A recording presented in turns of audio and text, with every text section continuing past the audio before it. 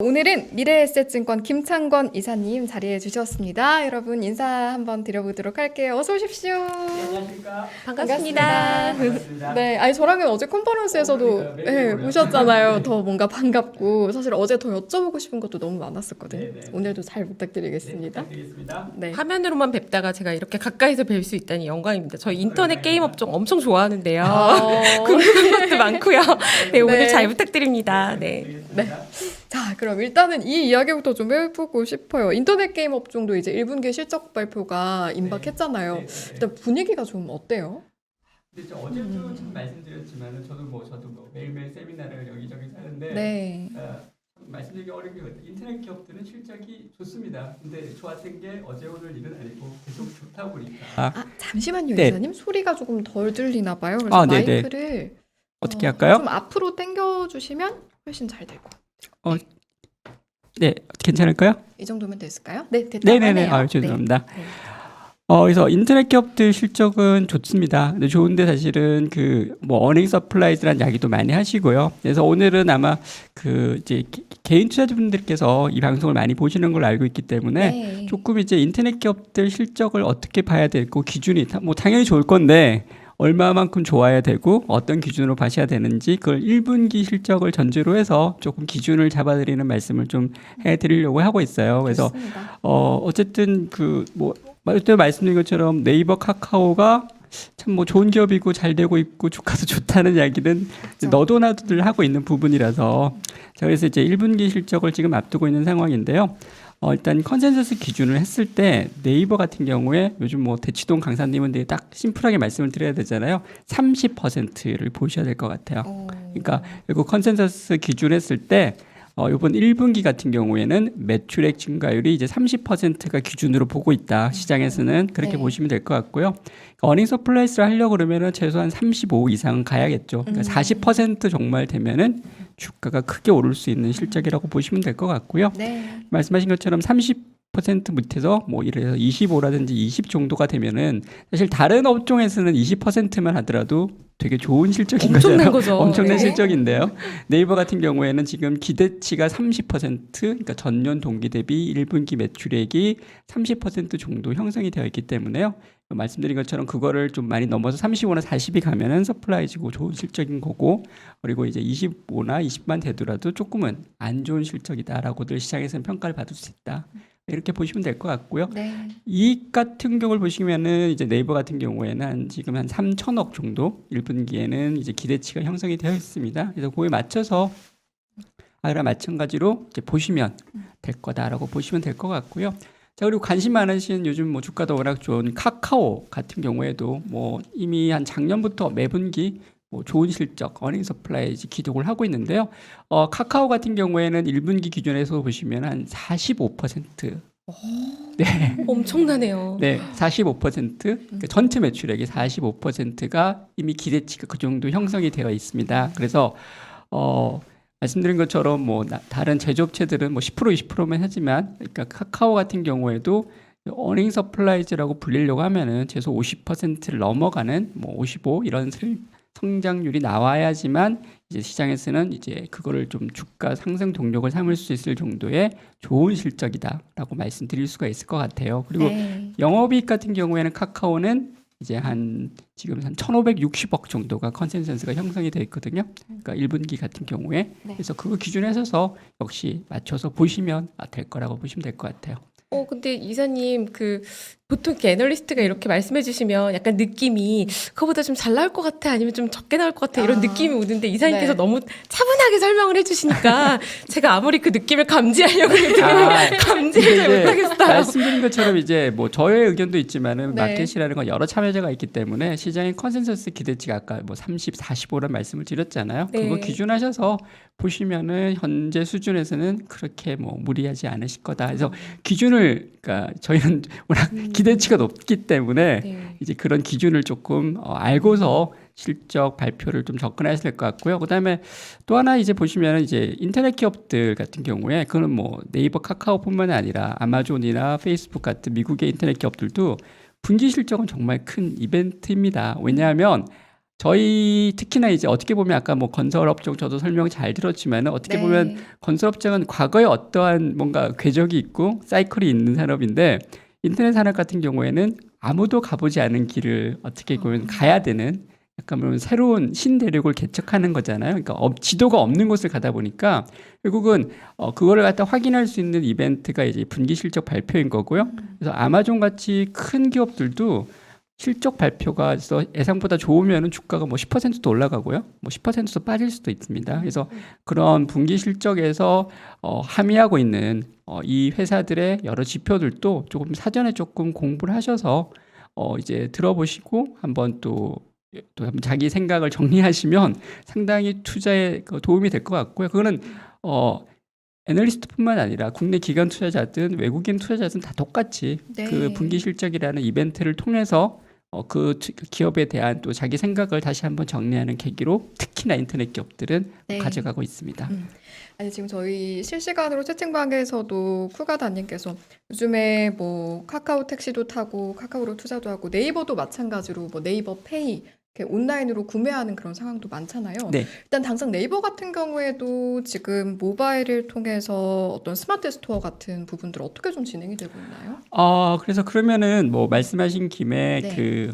이제 또 하나 이제 인터넷 기업들 이제 투자를 되게 쉽게 할 수 있는 게 메일 쓰고 계시잖아요. 어떻게 메일 쓰는 정도가 아니라 뭐 하루에 뭐 상당히 많은 시간을 아마 되게 모르시는 게 네이버 쓰시는 거 아니면 카톡 하시는 거 아니면 유튜브 보시는 게 보통의 일상적인 삶의 접니다.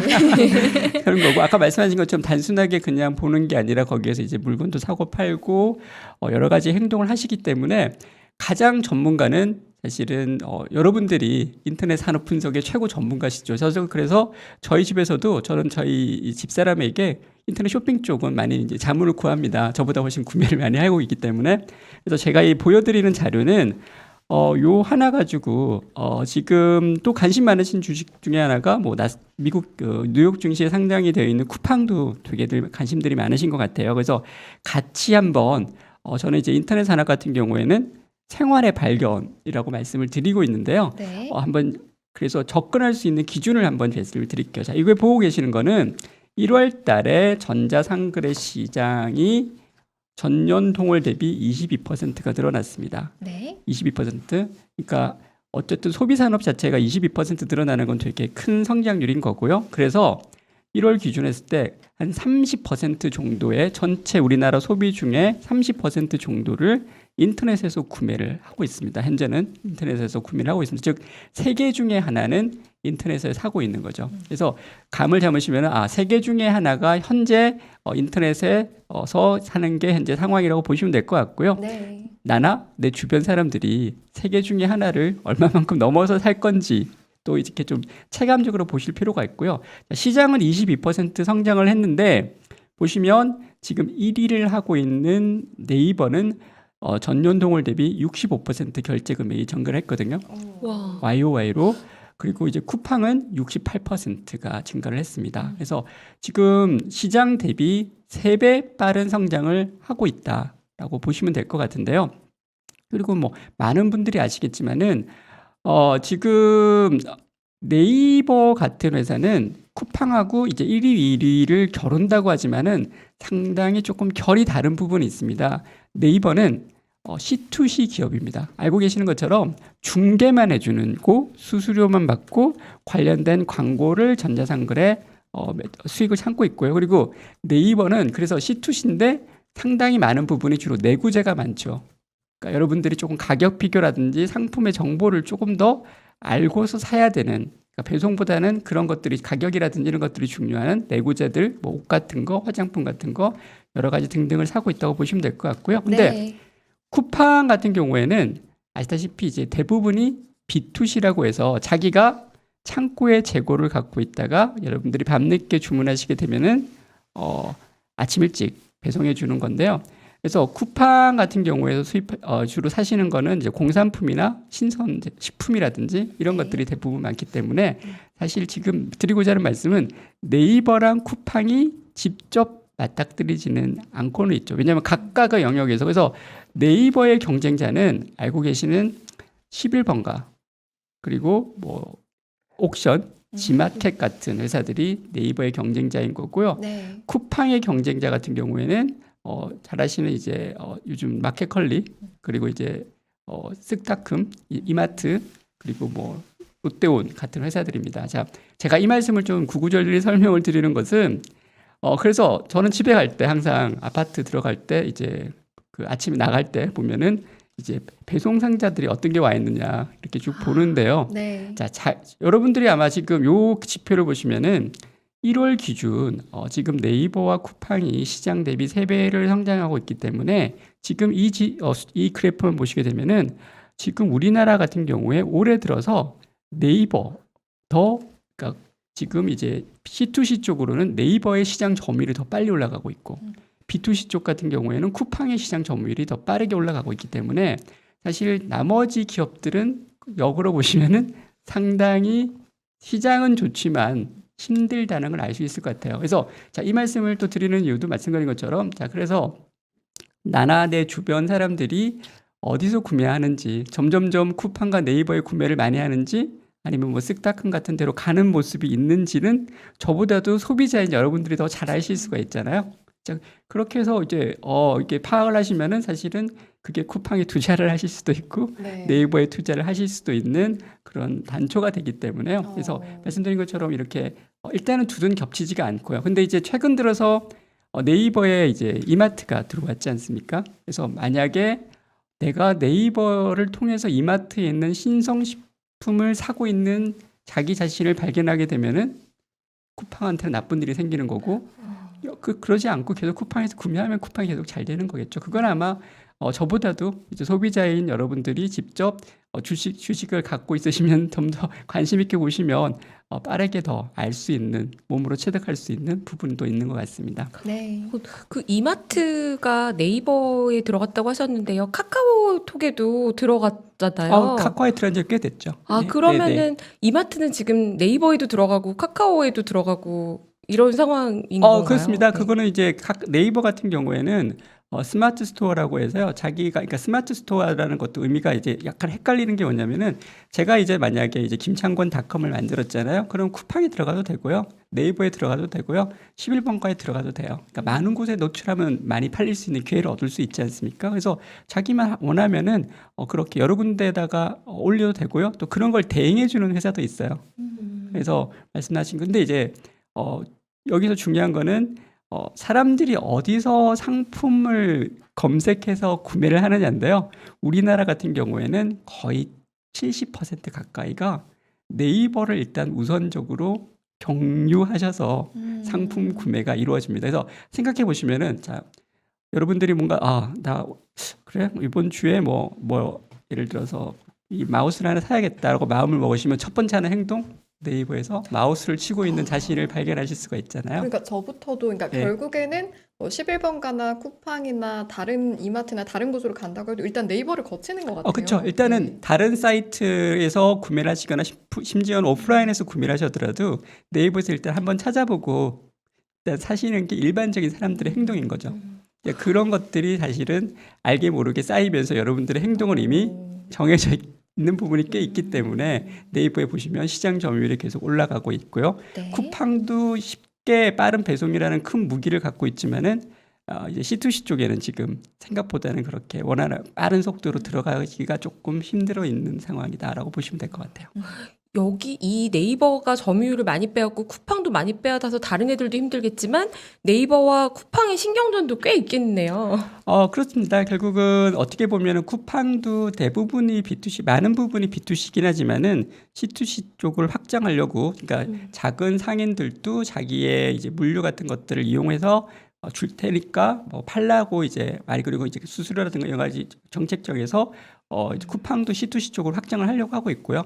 네이버도 아까 말씀드린 것처럼 뭐 신선식품이라든지 그리고 이제 자체 배송은 아니지만 여러 가지 연합을 통해서 좀 더 이제 정교하고 빠른 배송 시스템을 갖추려고 지금 아주 노력을 하고 있습니다. 근데 이제 여전히 보시게 되면 여기도 되게 의미 있는 숫자는 18.6%, 16%입니다. 그렇게 네이버랑 쿠팡이 되게 잘 하고 있고 많이 쓰고 있지만은 아직까지는 절대적인 시장 지배자는 아니거든요.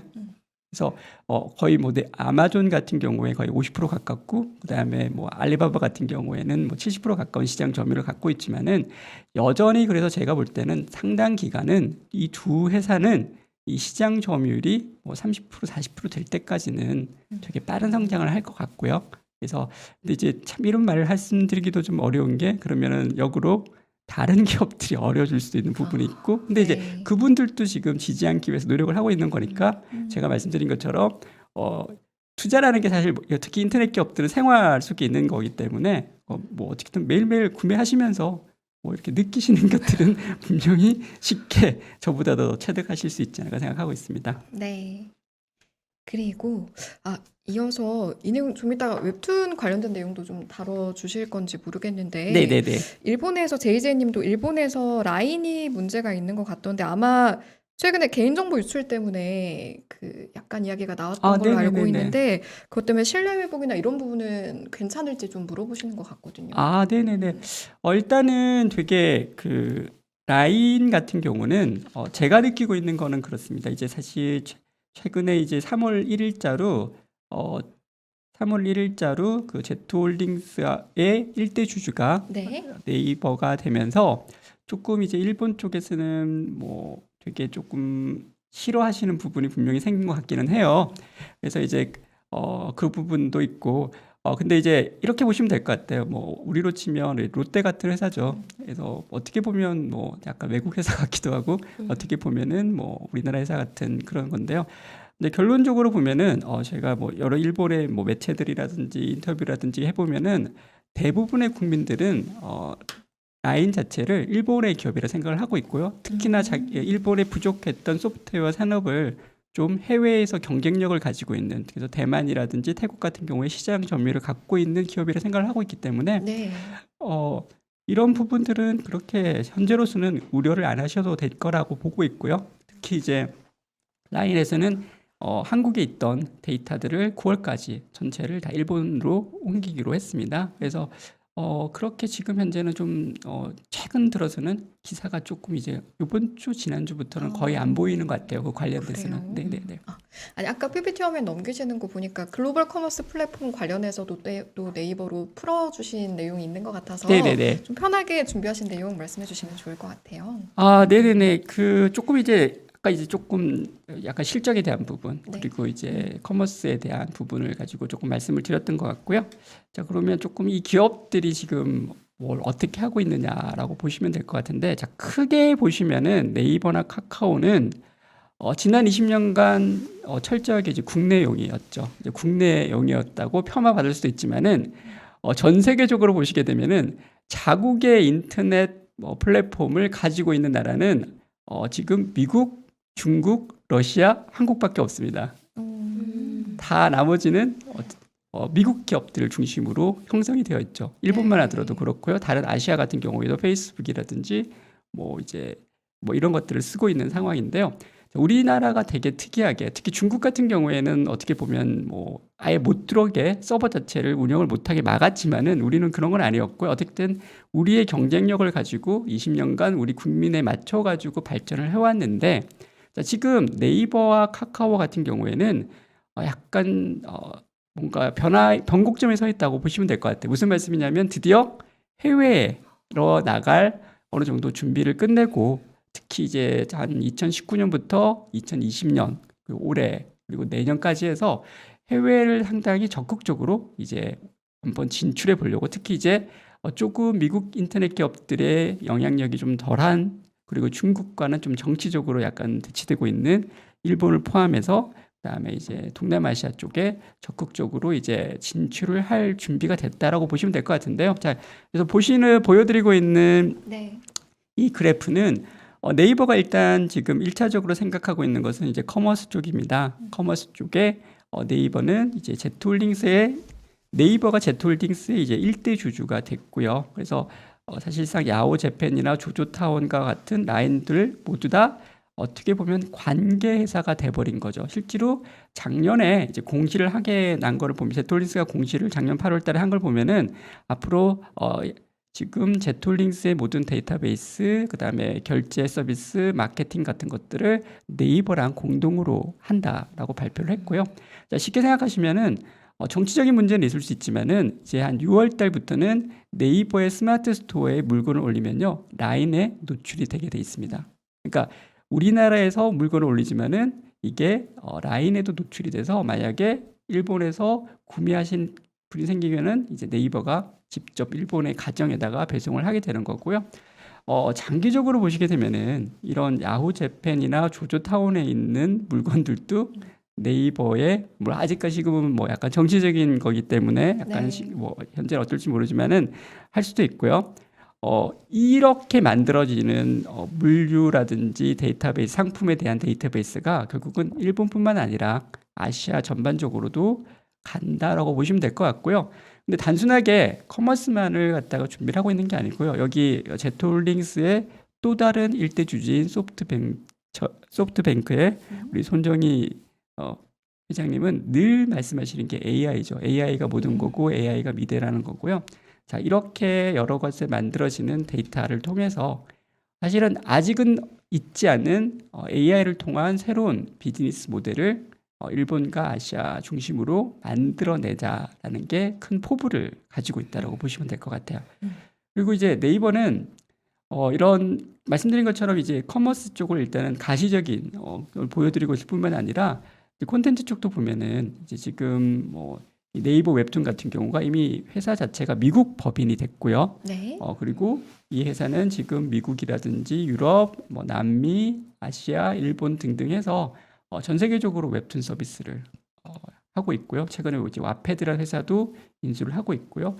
그리고 이제 제페토 같은데 뭐 요즘들 다 아시겠지만 여기에 뭐 빅히트라든지 YG와 같은 또 엔터테인먼트 기업들을 지분을 받으면서 되게 뭔가 큰 또 콘텐츠 플랫폼도 글로벌한 차원에서 만들려고 하는 시도는 이제 막 됐다고 보시면 될 것 같아요. 이제 가시화된 건 아니고 이제 이런 정도의 방향성이 나와서 아마 올해 하반기 내년을 통해서 좀 더 구체적인 이벤트나 모습들을 갖춰갈 것 같습니다. 즉 드리고자 하는 말씀은 이제 글로벌 차원에서의 접근은 아직 정말 초창기다. 그래서 물론 뭐 잘 될지 안 될지는 봐야겠지만은 상당히 저희가 20년간 한국에서 비축했던 여러 역량을 가지고 일단 일본과 아시아 그리고 커머스와 콘텐츠를 중심으로 네이버가 이제 진출을 하려고 하고 있습니다. 그러니까 사실은 최근에 제 주변에서도 네이버, 뭐 카카오 이런 것들 이야기를 하면 이미 충분히 많이 오른 것 같아서 더 오를 수 있어라는 걱정을 많이 하시는데 이제 거기에 대한 고민을 좀 해소하기 위해서는 상승 여력이 얼마나 더 남아있는가 이런 게 중요할 것 같거든요. 결국에는 이런 기업들이 어떤 앞으로 경영 방향을 가지고 있고 어떤 것을 고민하고 계획하고 있는가 그런 게 중요할 것 같은데. 네, 어제도 뭐 제가 말씀을 드린 것처럼요. 네. 일단 뭐 카카오도 좀 이제 말씀을 드려야 되죠. 이제 카카오도 보면은 카카오를 드릴 수 있는 부분은 오히려 이제 모든 것을 지금 어제도 말씀드린 것처럼 이제 모든 것이 지금 인터넷을 통해서 인터넷 산업화되고 있는 게 현재 상황인데요. 자, 지금 카카오 같은 경우에 보시게 되면은 처음에는 이제 커뮤니케이션이라고 해서 여러분들이 이제 문자 보내고 이렇게 소통하는 거로 시작을 했고요. 그래서 이제 뭐 최근에 카카오페이라든지 뱅크를 통해서 이제 금융 사업도 진출을 했고요. 모빌리티도 보시면 처음에는 택시 부르는 것부터 요즘은 주차라든지 뭐 이런 것들까지 다 포함해서 렌트카까지 포함해서 이제 하고 있고요.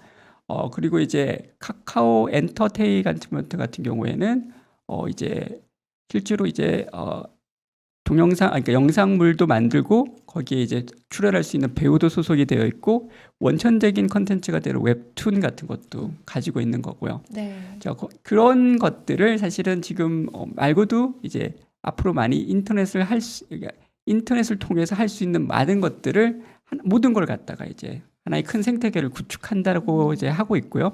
지금 보시면은 그러니까 카카오 입장에서는 아직 그런 것들을 모든 걸 보여드리진 않고 이제 몇 가지의 사업들로서만 이제 말씀드렸던 그 정도 수준에만 보여드린 것 같다고 생각을 하고 있고요.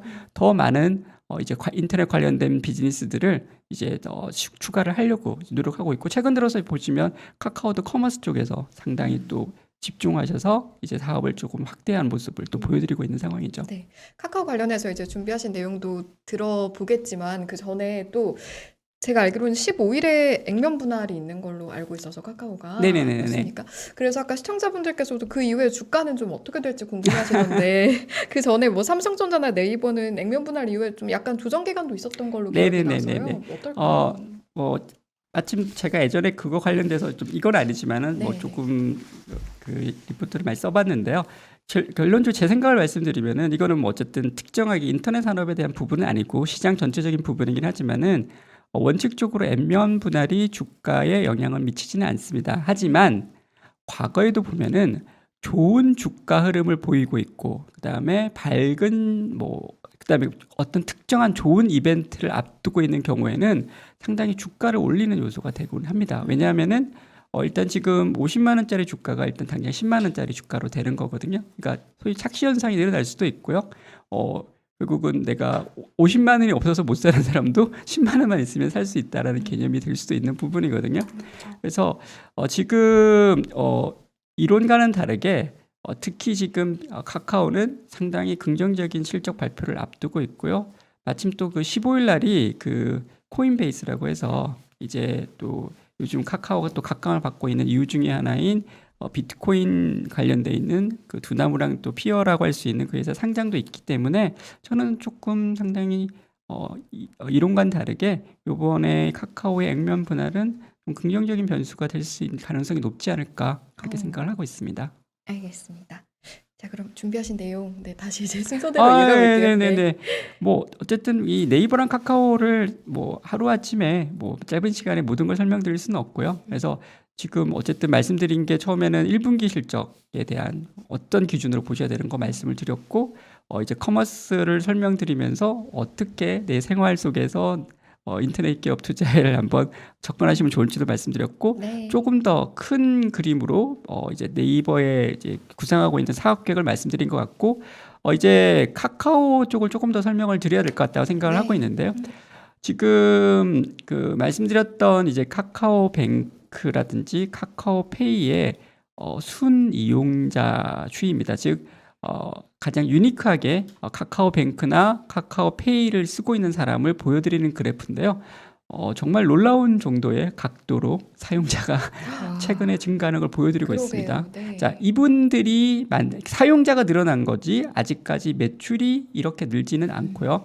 그 매출에 부합하는 수익부들 다 들어가지는 않았습니다. 그래서 결국은 여전히 이제 이런 그래프만 보더라도 카카오페이라든지 뱅크가 갈 길은 되게 많이 남아 있다라는 거 생각하실 수도 있고요.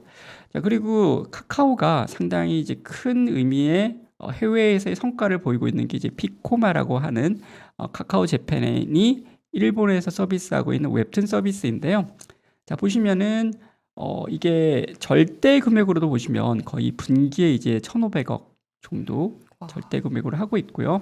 근데 이제 뭐 절대 금액이면 중요한 거는 전년 동기 대비 이번 1분기도 300% 이상 성장을 할 거고요. QOQ로도 큰 성장을 하고 있습니다. 근데 이게 작년 거의 3분기부터 피코마는 일본의 모든 모바일 앱 매출액 중에 1위입니다. 게임이라든지 여러 뭐 동영상 서비스 다 포함해서 피코마는 전체 일본 앱 매출액, 모바일 앱 매출액 1위를 하고 있고요. 즉 이미 한국의 기업이 한국의 하나의 서비스가 일본 모바일 인터넷 산업의 신기록을 갱신을 하고 있고 이번 와. 1분기도 이제 그럴 걸로 예상이 되고 있다고 보시면 될 것 네. 같아요. 그래서 우리가 이제는 너무 국내용은 아니게 된 게 사실 물론 이게 얼마 전의 일이긴 하지만 이제 조금 이제 웹툰과 같은 분야 같은 경우에서는 이미 일본을 상당 부분 어느 정도 시장 점유율을 확보했다라고 보시면 될 것 같고요. 이제 이런 부분들이 또 피코마의 기대치, 카카오의 상당히 좋은 글로벌한 역량을 보여드리고 있다라고 보시면 될 것 같습니다. 이사님 제가 웹툰을 별로 안 보다 보니까 너무 감이 없는데요. 네. 국내에서는 네이버 웹툰을 많이 보잖아요. 네, 네. 그리고 지금 일본에서 지금 피코마가 웹툰 컨텐츠로 1위라고 모든 게임까지 통틀어서 그렇죠. 이제 1위라고 웹툰에서만 1위가 아니라 전체 네, 모바일 전체에서 앱 1위면 매출액이 엄청난데?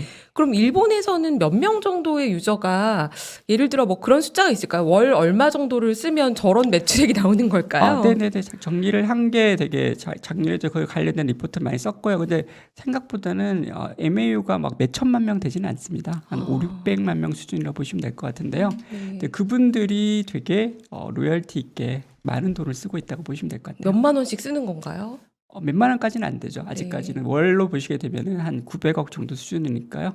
네네네. 네. 그 정도면은 뭐 몇만 원까지는 안 됩니다. 일본 사람들하고 한국 사람들하고 월 단위로 컨텐츠 이런 거에 네이버 웹툰이나 카카오 여기 피코마에 쓰는 돈이 얼마쯤 되는지 하고 지금 몇 명 정도 써서 앞으로 예를 들어 이게 어디까지 늘어날 수 있을지를 그러니까 뭐 궁금해서요. 말씀드린 것처럼 네. 근데 일본이 우리 국내보다는 거의 2배 이상 많고요. 근데 이제 그게 끝을 알 수는 없는 거죠. 우리나라 같은 경우에 웹툰 서비스 같은 경우가 거의 이제 2명 중에 1명까지 보고 있거든요.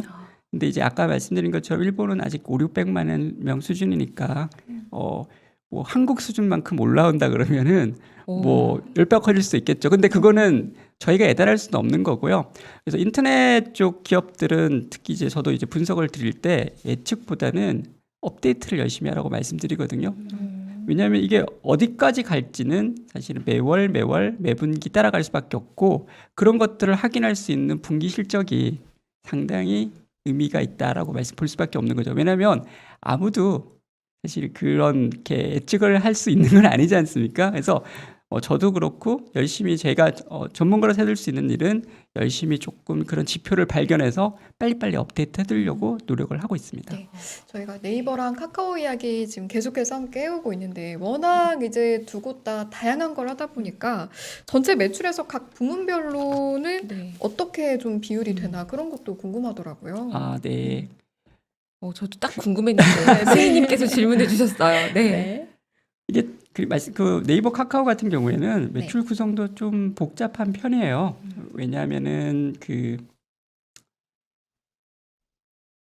요 화면을 보시면 될 것 같은데요. 네.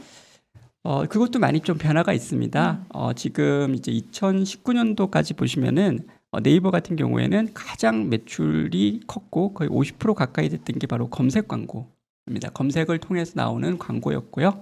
근데 그게 지금 비중은 되게 급속하게 줄고 있고요. 오히려 커머스 쪽이 보시면 2029년 18%에서 작년에는 21%, 특히 여기 보시면 핀테크 같은 경우가 9%에서 13%로 많이 늘고 있고요. 자, 그리고 더 중요한 거는 여기 보시면은 특히 올해 같은 경우는 이 기타 쪽 매출이 많이 늘 걸로 예상을 하고 있는데요. 이 기타에 보시면은 이제 지금 뭐 아직까지는 뭐 금액이 크진 않지만 뭐 제페토 같은 것도 있고요. 그리고 이제 여러 가지 이제 인터넷 관련돼 있는 서브 사업들 같은 경우에도 많이 포함이 됐다고 보시면 될 것 같아요. 그래서 지금 네이버 같은 경우에는 전자상거래가 일단 비중, 핀테크랑 전자상거래가 현재 비중이 많이 늘고 있지만은 기타 쪽 새로운 사업의 비중도 또 빠르게 늘고 있다라고 보시면 될 것 같고요. 네, 그러면서 오히려 전체적인 매출 성장률은 더 빠르게 오히려 이제 일반적으로 기업이라는 게 해가 지나면 성장률이 떨어져야 되는데요. 그렇죠. 오히려 해가 지나면 성장률이 높아지고 있는데 말씀드린 것처럼 이것도 어디까지 갈지는 알 수가 없기 때문에 매분기 실적을 확인하셔야 되는데 이번 1분기는 기대치가 30%다라는 말씀을 드린 거고요. 자, 카카오 같은 경우는 재작년 2019년도 같은 경우에는 여기 보이시는 게 이제 포털은 다음에서 나오는 거고요. 게임은 카카오 게임즈였고요. 뮤직은 멜론이었고요. 그다음에 IP 비즈니스라고 하는 것이 그 카카오 캐릭터 상품들 많이 보셨잖아요. 네, 네. 그런 것들을 포함한 것들인데요. 자, 그런 조금 저성장 사업부가 전체 매출의 60이었고요. 고성장 사업이라고 할 수 있는 톡비즈, 즉 카카오톡에서 매출을 만들어내는 거, 커머스라든 광고 중심으로 유료 콘텐츠, 웹툰 같은 거, 신사업은 이제 카카오 모빌리티 페이 같은 것들인데요. 자, 그런 것들이 40이었어요. 근데 작년에 보시면 아주 드라마틱하게 그런 저성장 사업부가 47, 오히려 새롭게 성장하는 사업부가 53까지 올라갔고요. 자, 올해는 뭐 더 60% 이상으로 갈 것 같은데요. 자, 이것도 지금 재작년보다 작년이 더 성장률이 높아졌고 제 예측치는 34지만 지금 1분기 같은 경우에 벌써 45라고 기대치를 말씀을 드렸잖아요. 그래서 이것도 상당히 더 추가적으로 상향될 수 있는 여지는 분명히 있고요. 1분기 때 그런 시그널을 줄 수 있는 지표들이 있는지 열심히 저랑 같이 보시면 되지 않을까 싶습니다. 네. 어제 인터넷 그리고 게임 업종 너무 잘 짚어주셔서 게임 업종도 좀 여쭤보고 싶은데 네. 최근에 NC소프트 주가가 좀 많이 떨어진 뒤에 반등하고 있더라고요. 떨어졌다가 또 빠르게 반등을 하고 있는 모습 보여드리고 있는 반등을 하고 있고요. 네. 오늘도 꽤 이제 주가가 좋은 상황이었는데요. 근데 그게 또 설명드릴 수 있는 변수 중에 하나가 뭐 이게 주식시장이라는 게 모든 것에 앞서는 것이 또 수급이지 않습니까? 그렇죠. 근데 지금 보시면 이게 보이고 있는 게 NC소프트의 이제 요 선이 이제 외국인 매수세고요. 이게 이제 기관입니다. NC소프트는 기관과 외국인의 시각이 절대적으로 엇갈리는 중인데요. 최근에도 보면 계속 NC소프트는 적극적으로 외국인 이 말씀을 제가 드리는 이유는 뭐냐면 네. 어제도 말씀드린 것처럼 아무래도 외국인 투자자들이 게임 기업을 보는 좀 그러니까 산업에 대한 투자 이제 좀 기간이 국내보다는 좀 개인 투자자나 개인 간 투자자보다 좀 깁니다. 그래서 조금은 장기적인 관점에서 좀 본다고 볼 수가 있는데요. 특히 NC소프트 같은 경우 최근에 정말 많은 악재가 있었거든요. 그럼에도 불구하고 적극적으로 외국인들이 사고 있는 모습을 볼 때는 실제로 보면은 외국인들은 지금 게임 산업 자체를 되게 좋게 생각하고 있고 그 중에서도 NC소프트의 기술력이라든지 글로벌 진출 가능성에 대해서 상당히 높은 평가를 하고 있다라고 생각을 하고 있습니다. 근데 3월 말 이후에 좀 보면 대부분의 증권사들은 목표 주가를 좀 하향 조정하는 모습을 보였던 네, 것 네. 같아서 그런 모습은 좀 어떻게 보셨어요? 일단 저는 낮추고 있지는 않고요. 제가 제일 높은데 저는 낮추고 있지는 않습니다. 네네. 있는데 긍정적으로 저는 되게 NC소프트에 대한 장기적인 좋은 뷰를 갖고 있다라고 말씀드리고 있고요. 그래서 뭐 그거는 어쨌든 뭐 실적 전망치가 하향됐든 따르는 당연히 이제 이제 그 목표 주가 하향은 또 자연스러운 건데요. 이제 저 생각에는 이제 일단은 지금 새로운 기대작 뭐 블레이드 앤 소울이라는 것이 출시가 좀 확정이 되고 네. 그리고 다른 이벤트들도 확정이 되고 또 글로벌하게 조금 게임 산업이 성장하는 모습을 보여준다면은 뭐 이게 시각은 또 금방금방 바뀌는 거니까요. 그래서 일단 저는 개인적으로는 여전히 NC소프트에 대해서 상당히 긍정적인 말씀을 어느 드리고 있습니다. 정도로 보셨어요? 130만 원 이상. 많이 높습니다. 네. 제일 높은 목표 주가를 갖고 있고요. 네. 조금 긴 기간을 통해서 저는 NC소프트에 대해서 조금 신뢰를 많이 보내는 약간 NC바라는 이야기를 듣고 있는 편이죠. 알겠습니다. 그 혹시 그 새로운 뭐 콘솔 같은 게 나오면서 뭔가 좀 깜짝 놀랄 만한 새로운 게임이 나온다거나 뭐 신작을 무슨 비밀명 같은 프로젝트도 있고 제가 예전에 그런 얘기를 한참 들었던 것 같은데 NC 뭐 당장은 아니더라도 네, 어쨌든 지금 크게 공식적으로 올라갈 만한, 공식적으로 실적 발표나 그다음에 여러 행사를 통해서 NC소프트가 이야기하고 있는 거는 이제 올해 크게 보시게 되면은 뭐 요걸 가지고 좀 말씀을 드릴게요. 지금 이 블레이드 앤 소울 2 2분기 중에 이제 출시한다는 이야기를 하고 있고요. 지금 2분기면은 이제 뭐 4월 지금 벌써 4월 달이니까 이제 멀지 않은 것 같고요. 그리고 이제 추가 신작 발표도 있지만은 사실 올해 일단은 계획은 뭐냐면 이 TL의 PC 버전이 2021년 내로 예정은 되어 있어요. 계획은 되어 있고요. 그리고 이제 TL이라는 게임의 콘솔 버전은 내년 정도에 출시를 할 예정인데요. 이게 이제 뭐 콘솔 버전이 나온다면 어떻게 보면 좀 해외 진출에 상당히 이제 좀 첫걸음을 뗐다라고 보시면 될 것 같은데요. 보통 NC소프트 같은 경우가 한 2, 3년에 하나, 뭐 심지어는 4, 5년에 하나 신작이 나왔던 회사인데요. 보시는 것처럼 2023년까지 상당히 많은 스케줄을 갖고 있습니다. 물론 이런 것들이 꼭 스케줄대로 지켜지기는 좀 어려운 부분이 있지만은 네. 아마 블레이드 앤 소울 2의 출시 일정만 확정이 된다면 뒤에 있는 일정에 대한 기대치도 좀 주가에는 반영이 되지 않을까 생각하고 있습니다. 네. 저희가 인터넷 게임 업종 함께 지금 짚어보고 있는데요. 저희 제작진 이야기를 들어보니까 지금 오늘 주가 기준 거의 NC소프트는 2배 정도까지 보시는 것 같아요. 목표 주가를. 근데 제가 꽤 뭐 본의 아니게 이제 직장 생활을 인터넷 게임 업종 분석을 꽤 오래 하는데요. 목표 주가 2배 전책이 꽤 여러 번 있었어요. 과거에도. 근데 뭐 확률은 좋으셨습니까? 예, 100% 맞았었죠. 아, 네, 와. 울림이 있네요. 어. 그래서 그러면 이제 인터넷 게임 업종을 바라볼 때 마지막으로 좀 대응 전략을 어떤 마음가짐으로 했으면 좋겠는지 우리 시청자 예, 여러분께 말씀드린 한마디만, 것처럼 저도 사실은 드릴게요. 인터넷 게임 산업이라는 게 말씀드린 것처럼 아무도 안 가본 길을 가죠. 새로운 미지의 길을 가는 거고요. 없던 산업이고 아무도 안 가본 길이기 때문에 예측하는 건 다른 게 전망이 맞춘다는 건 사실 불가능할 수도 있는 거지만 하여튼 최선을 다하고 있고요.